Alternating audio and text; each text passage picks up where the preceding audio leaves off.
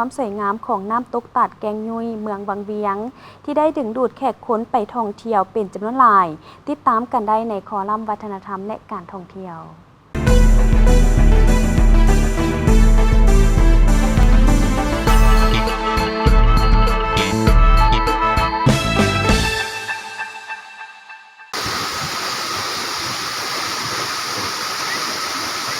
น้ำตกตาดแก้งยุยแห่งนี้เป็นแหล่งท่องเที่ยวแห่งใหม่ของเมืองวังเวียงแขวงเวียงจันทน์ที่หาก็เปิดบริการในเดือนสิงหาผ่านมาเฮ็ดให้เป็นที่สนใจของนักท่องเที่ยวทั้งภายในและต่างประเทศอยากจะมาสัมผัสกับธรรมชาติที่สวยงามอีกแห่งหนึ่งของเมืองวังเวียงแห่งนี้ซึ่งมีทางน้ำตกตาดที่สูงชันและใสเย็นในเมื่อเวลาไปยืนอยู่ใกล้จะมีละอองน้ำปิวมาใส่เห็นให้เย็นกายสบายใจ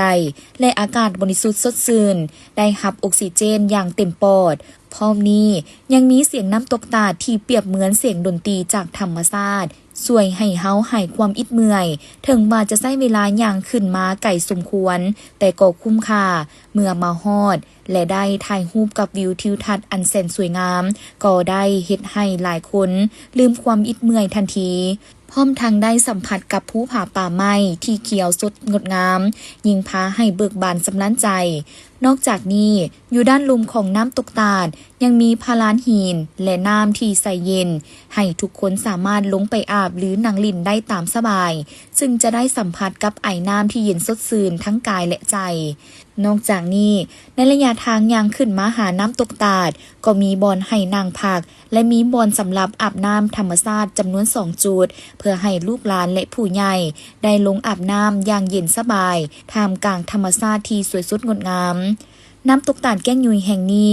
ตั้งอยู่ใกล้ตัวเมืองวังเวียงซึ่งตั้งอยู่บ้านนาดวงมีเส้นทางเบตงเข้าไปถึงแหล่งท่องเที่ยวขาปีเข่าแมนคนละ 20,000 กีบอยู่ภายในมีห้านอาหารมีบ่อนนั่งพักผ่อนชมวิวทิวทัศน์นอกจากนั้นอยู่ตามแคมทางยังมีชาวบ้านนำเอาผลปลูกและพืชผักธรรมชาติต่างๆมาวางขายให้แก่นักท่องเที่ยวซึ่งเป็นการสร้างรายได้ให้แก่ชุมชนอีกด้วย